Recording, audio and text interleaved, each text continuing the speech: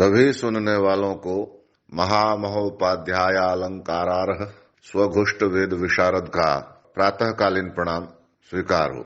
हमने ऋग्वेद के नासदीय सूक्त का पारायण प्रारंभ किया है, जिसमें से पहले मंत्र का हम पारायण कर चुके हैं। अब दूसरे मंत्र का पारायण करते हैं। लिखित रूप में यह आप तक पहुंचाया जा चुका है। अब इसकी व्याख्या, इसका विश्लेषण करते हैं। तो मंत्र है, न मृत्युरासीदमृतन्न तरहि न रात्र्या अहन आसीत् प्रकेतः आनीदवातं स्वदया तदेकं तस्माद्धान्यन्न परः किंचनास।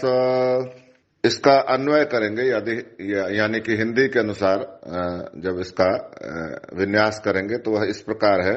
तरहि मृत्यु न आसीत् न अमृतम रात्र्याः अहनः प्रकेतः न आसीत् तत् आनीत अवातम स्वधया एकम ह तस्मात् अन्यत किंचन परः न आस।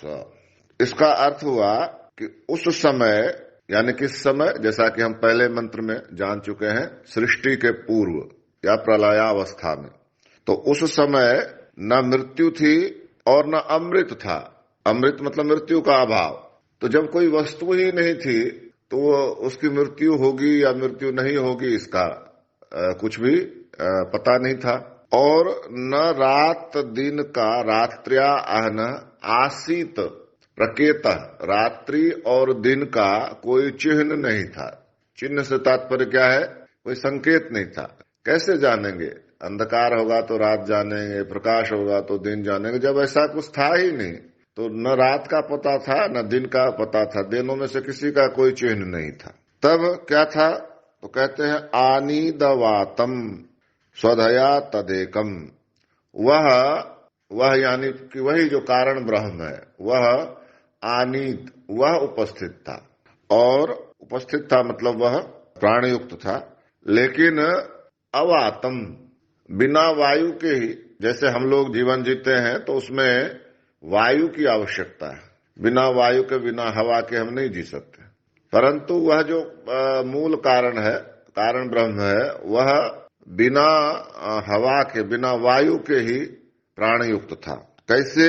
तो कहते हैं स्वधया तदेकम, वह एकमात्र जो कारण ब्रह्म था वह अपनी स्वधा से, अपनी शक्ति से, स्वस्मिन धार्यते ध्रियते, अपने आप को जो धारण कर, अपने आप को धारण करना, तो अपने आप में धारण करना, तो इसको स्वधा कहते हैं। जैसे मेरे भीतर की मेरी शक्ति जो है वह स्वधा है, आपके भीतर की आपकी शक्ति जो है वह आपकी स्वधा है, क्योंकि उसी ने आपको धारण किया हुआ है। तो उसी तरह से वह कारण ब्रह्म जो है अपनी स्वधा से प्राणयुक्त था, अपने भीतर की शक्ति से। तो वह भीतर की शक्ति क्या है? तो सायण ने इसको माया कहा है। यद्यपि माया शब्द पता नहीं, ये कहना कि वह माया के कारण जीवित था, प्राणयुक्त था, तो यह हम लोगों को लगेगा कि ब्रह्म को कम करके दिखाना है।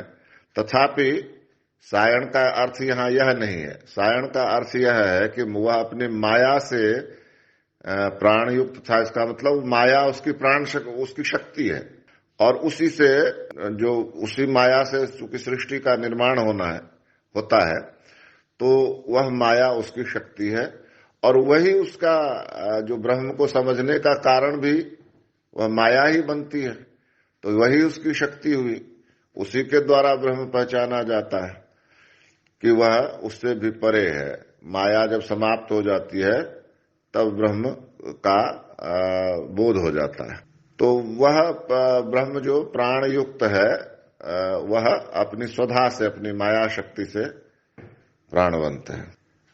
अगर यह स्पष्ट नहीं हुआ हो तो इसको एक बार फिर से समझते हैं कि जैसे मान लीजिए कोई व्यक्ति है, तो कोई व्यक्ति है तो उसके जितनी भी भाव भंगिमाएं हैं, जो कार्य वह करता है, सब अपनी शक्ति से ही तो करता है। शक्ति नहीं होगी तो वह कुछ नहीं कर पाएगा। तो उसी तरह से ब्रह्म जो है, वह ब्रह्म तो है, निष्क्रिय है, तथापि वह प्राणयुक्त है। प्राणयुक्त कैसे है? क्योंकि वहां से सृष्टि प्रारंभ होती है, तो प्राणयुक्त है। तो वह प्राण युक्तता जो उसकी है यह उसकी माया है। इस माया से ही वह सृष्टि करता है। माया उसी ब्रह्म का आश्रय लेकर सृष्टि करती है। तो शक्ति को जैसे हमारा जीवात्मा, हमारा शरीर, जैसे शक्ति को उसका आश्रय चाहिए, उसी और शक्ति से, और वह जीवात्मा या वह शरीर उस शक्ति से निर्माण करता है। तो ठीक वैसे ही माया को ब्रह्म का आश्रय चाहिए और ब्रह्म जो है उस माया के आधार पर सबका निर्माण करता है। तो इसी को एक तरह से साहित्यिक भाषा में कहा गया कि उसकी स्वधा, ब्रह्म की स्वधा जो है, जो आंतरिक शक्ति है, वह माया है, यह कहा गया। वस्तुतः तो ब्रह्म सब कुछ ही है, माया भी उसी में समाहित है। इसलिए वह तो दार्शनिक अर्थ में हुआ, लेकिन साहित्यिक अर्थ में यह बताया गया कि वह उसकी आंतरिक शक्ति है। फिर आगे कहते हैं कि ह तस्मात् अन्यत किंचन आस परह न आस, और उस वह जो एकमात्र ब्रह्म था उस समय, उस ब्रह्म से परे कुछ भी नहीं था। वही था, केवल जो मूल कारण ब्रह्म है वही था, अपनी स्वधा से, अपनी माया से प्राण युक्त था वह। इस प्रकार हमने दूसरे मंत्र का भी पारायण किया। इसमें यदि हम रेनॉल्ड को लेते हैं, जो विदेशी विद्वान है, विल्सन ने कहा है कि death was not at that period immortality, there was no indication of day और नाइट। तो वही बात है, death was not at that period immortality, death भी, मृत्यु भी नहीं थी, और इमॉर्टलिटी मतलब अमृतत्व, अमरता, वह भी नहीं थी उस समय।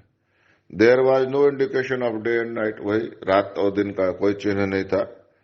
That one unbreathed upon breathed of his own strength, वह जो निष्क्रिय था वह अपने शक्ति से ही श्वास लेता था। ऐसा इन्होंने इसका अनुवाद किया। और other than that there was nothing else whatever, और उसके अलावा कुछ भी जो वस्तु कही जा सकती है वह नहीं थी। तो इस प्रकार से हमने द्वितीय मंत्र का पारायण किया।